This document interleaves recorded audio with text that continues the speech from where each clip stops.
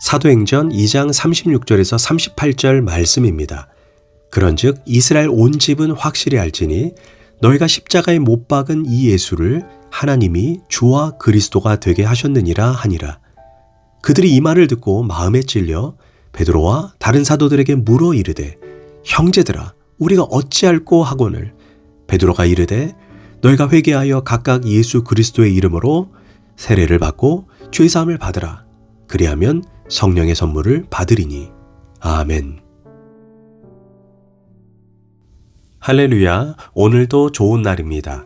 사도행전 2장 36절에서 38절 말씀 묵상입니다. 오늘은 베드로의 위대한 설교라는 제목으로 말씀을 나누도록 하겠습니다. 베드로에게 성령의 능력이 임하자 그는 예루살렘에 모인 무리 앞에서 담대히 하나님의 말씀을 전하는 첫 증인이 되었습니다. 사도행전 1장 8절에서 성령이 너에게 임하시면 너희가 권능을 받고 예루살렘과 온 유대와 사마리아와 땅끝까지 이르러 내 증인이 되리라 이렇게 말씀했습니다. 이전 베드로는 어린 계집종 앞에서도 예수님을 모른다고 부인했던 아주 비겁한 사람이었습니다. 그런데 성령이 임하자 이런 베드로가 수많은 군중 앞에서 담대히 서서 가슴을 찢는 설교를 했다는 것은 오순절 성령의 능력이 아니고서는 불가능한 기적입니다. 성령 충만을 받은 베드로가 구약을 담대히 인용하는 지혜, 심령과 패부를 후벼 파는 설교, 죄를 아주 날카롭게 지적하는 설교, 병자를 치유하는 능력을 통해 말씀의 은사와 신유의 은사를 받았다는 것을 우리는 알 수 있습니다. 설교 내용을 보아도 학문이 없는 어부 출신 베드로가 선지자의 글인 요엘서와 시편 다윗의 글을 즉석해서 적절히 인용하며 말씀을 전하는 것은 참으로 놀랍습니다. 무엇보다 복음을 증거하고 결단을 촉구할 때 3,000명의 사람들이 마음에 찔려 우리가 어찌할꼬 하고 탄복하며 회개했다는 것입니다. 그런 이후에 그들 모두 침례를 받았습니다. 이는 성령의 능력이 아니고서는 도저히 설명이 불가능합니다. 누가 우리의 삶을 송두리째 변화시킵니까? 누가 우리로 하여금 하나님의 일을 할 수 있는 능력을 감당하게 만듭니까? 위대한 기적과 이적을 누가 일으킵니까? 정답은 오직 하나, 바로 성령님이십니다. 사실 베드로의 오순절 설교는 방언의 역사를 보고 조롱하는 사람들, 술에 취했다고 오해하는 사람들에게 사전 준비된 원고도 없이 하나님의 역사를 베드로가 변증한 것입니다. 지금이 오전 9시인데 대낮부터 술에 취한 사람이 어디 있겠느냐라는 것입니다. 이렇게 해명하고 이는 우연한 사건이 아닌 오래전 선지자를 통해 말씀하신 것이 성취된 것이라고 말합니다. 특별히 베드로의 설교를 살펴보면 그의 설교는 매우 성경적이고 예수님 중심적이며 세 가지 메시지를 담고 있습니다.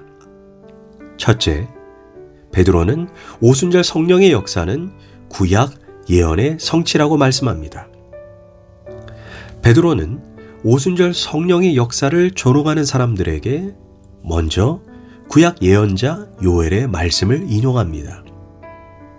요지는 하나님께서 모든 믿는 자들에게 성령을 부어주시겠다고 약속하셨는데 지금 그 약속이 성취되었다는 것입니다. 그 다음으로 이스라엘이 자랑스럽게 여기는 조상 다윗 왕의 예언적 시편도 인용합니다. 다윗은 비록 오래전 사람이지만 예수님을 주로 고백하며 예수님의 죽으심과 부활하심을 예언했습니다. 위대한 다윗도 죽어서 무덤에 묻혔지만 다윗의 후손으로 오신 예수님은 영원한 왕권을 가지고 부활의 주가 되셔서 다스리신다는 다윗의 예언의 말씀을 인용합니다. 그러면서 36절에서 이렇게 말씀합니다. 그런즉 이스라엘 온 집은 확실히 알지니 너희가 십자가에 못 박은 이 예수를 하나님이 주와 그리스도가 되게 하셨느니라. 다시 말해 베드로의 설교는 구약의 예언과 신약의 성취를 연결시킵니다. 조상 다윗이 말한 분이 바로 예수님이시고 너희들이 지금 본 성령의 역사는 요엘의 예언이 그대로 성취되었다는 것입니다. 이렇듯 베드로의 설교는 하나님 말씀의 중심 설교입니다. 둘째, 베드로는 예수님의 십자가와 부활을 강조합니다. 신학자 다드는 베드로와 바울의 설교의 핵심적 골격을 케르그마적 설교라고 말합니다. 케르그마적 설교란 예수님의 탄생, 공생애, 십자가, 부활, 승천, 재림 등 예수님 중심의 메시지를 말합니다. 구약과 신약의 중심은 예수 그리스도, 설교의 중심도 예수 그리스도여야 합니다. 베드로는 예수님의 십자가를 목격했던 실제적 역사를 그들에게 선포합니다. 너희도 아는 바와 같이 나사렛 예수로 큰 권능과 기사와 표적을 너희 가운데 베푸사 너희가 법 없는 자들의 손을 빌려 못 박아 죽였으나. 이처럼 베드로는 무리들이 나사렛 예수에 대해 잘 아는 대목부터 시작합니다. 이 예수를 하나님께서 당신의 섭리대로 이 땅에 보내셨고 예수님의 죽음은 단순한 죽음이 아니라는 것입니다.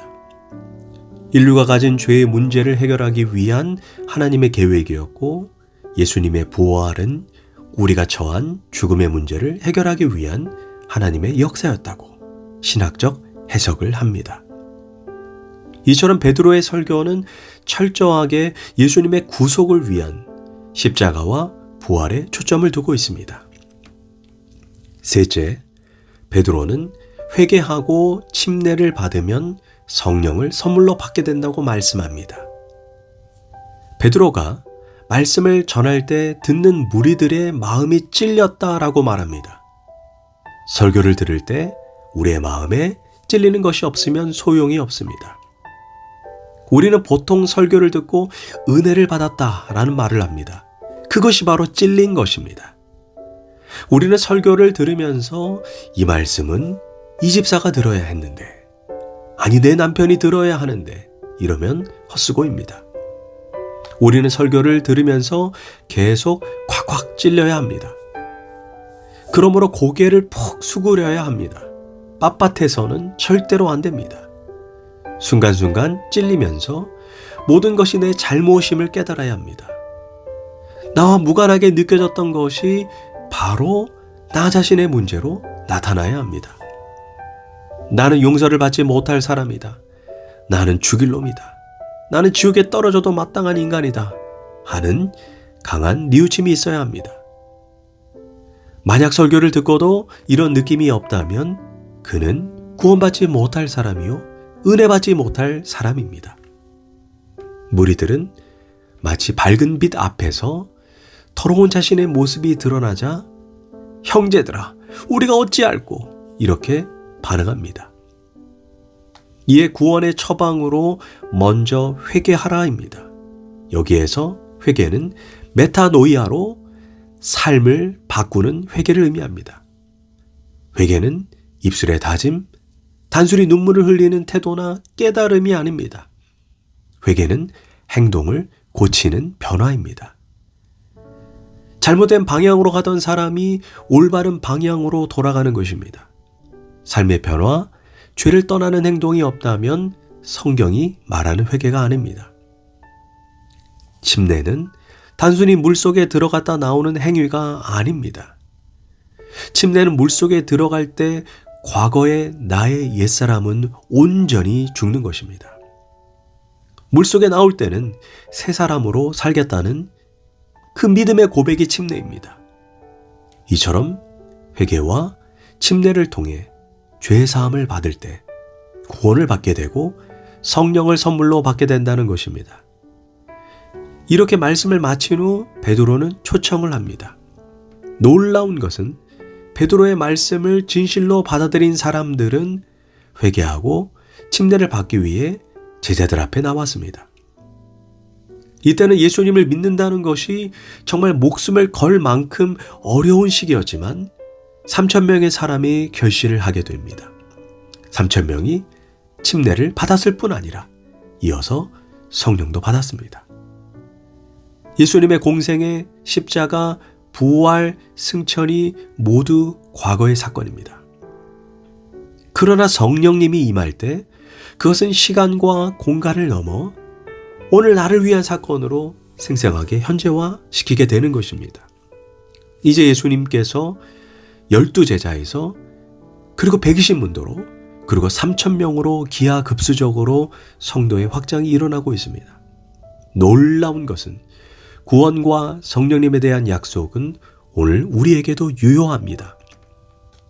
이 시간 3,000명의 결단에 우리도 동참해야 합니다. 회개하고 예수님의 구원을 믿어야 합니다. 주의 이름을 부르는 자는 구원을 받으리라. 이 배역한 세대에서 예수님의 이름을 믿음으로 구원을 얻어야 합니다. 기도하겠습니다. 하나님, 이 시간 십자가와 부활 앞에 내 죄를 고백합니다. 초대교회 때 임했던 그 성령의 강력한 임재가 이 시간 말씀을 듣는 모든 심령 위에 강력하게 부어지게 하소서. 예수님의 이름으로 기도합니다. 아멘.